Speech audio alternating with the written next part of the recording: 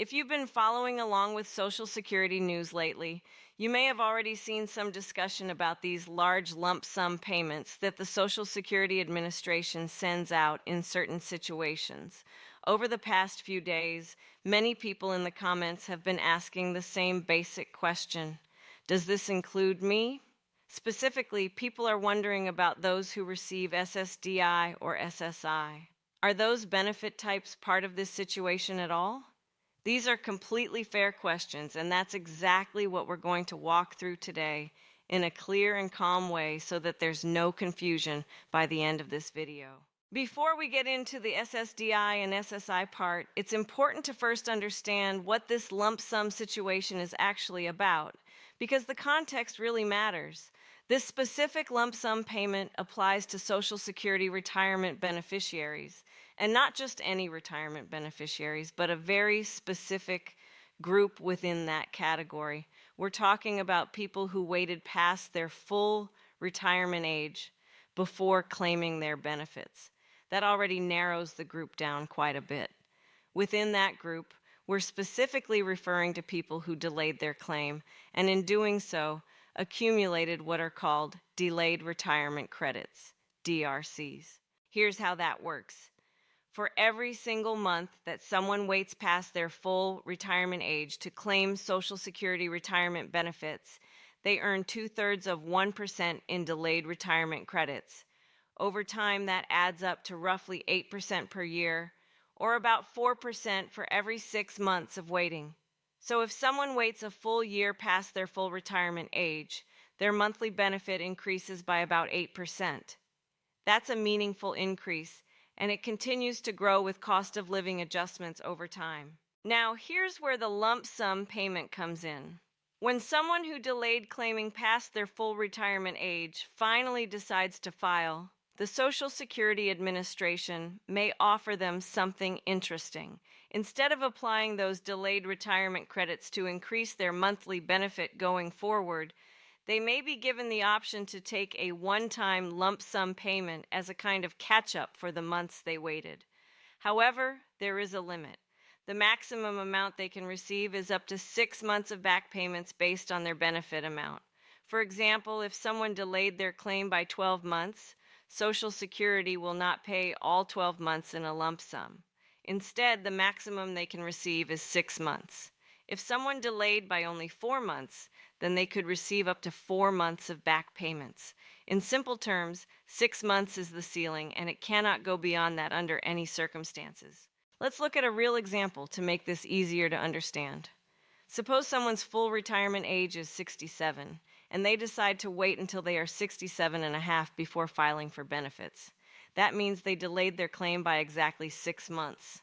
And let's say their monthly benefit amount is $2,000, just to keep the math clean and easy to follow. Social Security might come back and say, hey, you delayed for 6 months. Your benefit is $2,000 a month, so we have $12,000 here for you. Do you want that as a direct deposit right now? For a lot of people, the first reaction is an immediate yes. After all, $12,000 sounds amazing.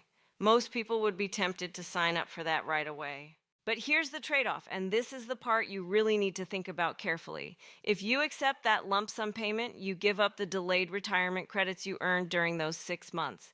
That 4% increase in your monthly benefit that you worked for by waiting disappears. In other words, you're trading that future raise for cash right now. So the real question becomes, which option is actually the better deal?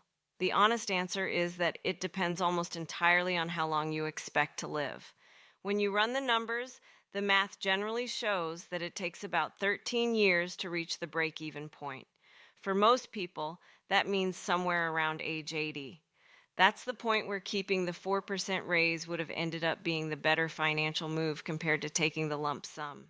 Because of that, if someone expects to live well into their 80s or beyond, holding on to that increase and letting cost of living adjustments compound on top of it is usually the smarter strategy. However, if someone has health concerns or doesn't expect to live that long, the lump sum option could actually be more advantageous, or at least come out roughly the same.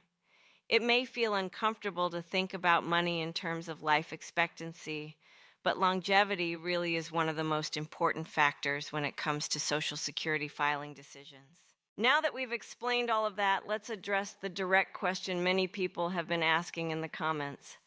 Does this particular lump sum payment apply to SSDI recipients? Does it apply to SSI recipients? The straightforward answer is no. This specific lump sum option, the one connected to delayed retirement credits after full retirement age, does not apply to SSDI or SSI. It's strictly a retirement benefit mechanism and simply doesn't extend to those two programs. If you're receiving SSDI or SSI, this particular payment is not something you would qualify for under these rules. However, and this is important, that doesn't mean lump sum payments never happen for SSDI or SSI recipients. They absolutely can. It's just a completely different situation with different rules and a different process. For both SSDI and SSI, a lump sum payment can sometimes occur when your benefits are first approved. Here's why. When you apply for either SSDI or SSI, there's almost always a gap between the date you submit your application and the date your benefits are officially approved. That approval process can take time, sometimes several months. During that waiting period, you're not receiving payments yet. Once your claim is approved, Social Security looks back at that gap and calculates how much you should have received during that time. They then pay that amount to you as back pay, which can feel like a lump sum payment, depending on how long the approval process took. It's also worth noting that for SSDI specifically, there is a mandatory waiting period built into the rules. This means there are several months where Social Security essentially waits before counting your disability as fully established and before starting the benefit clock. This waiting period is designed to confirm that the disability is not temporary. Once that waiting period is factored in and your claim is approved, your first payment usually includes the back pay for the eligible months that passed during the application process. For SSI, the rules are a little different, and the way back payments are calculated and delivered does not work exactly the same as it does for SSDI. Each program has its own specific parameters, and the details can become quite technical, but the core idea remains the same. Yes, a form of lump sum back payment can exist for both SSDI and SSI recipients, but it only occurs at the time of your initial application, when your benefits are first awarded. If you have already been receiving benefits for several years and you received your back pay at the time of your original approval, this situation does not apply again in the future. That initial back payment is a one-time occurrence tied to the enrollment process, not something that continues or repeats later on. So, to bring everything together, the specific lump sum payment connected to delayed retirement credits after full retirement age is strictly a retirement benefit option. It does not include SSDI or SSI recipients. However, if you are someone who is applying for SSDI or SSI or you were recently approved, there may be a back payment that you are entitled to receive. This payment covers the time between your filing date and the date your benefits were officially awarded, and depending on how long your case took to process, that amount can sometimes be quite significant. The important thing to understand is that these two situations are completely separate and follow entirely different rules, which is why people often get them confused. If you would like a dedicated breakdown explaining exactly how back payments work for SSDI, or a separate explanation showing how SSI back payments are calculated, feel free to mention that in the comments. That's exactly the type of topic we can cover in another video. As always, we'll continue to monitor these rules and any changes that may come in the future, and we'll bring you updates as things develop. Let us know in the comments what your experience has been, whether you're still waiting for a decision, recently received your benefits, or you're thinking about when to file for retirement. Your questions help shape the topics we cover next, and we'll see you in the next video.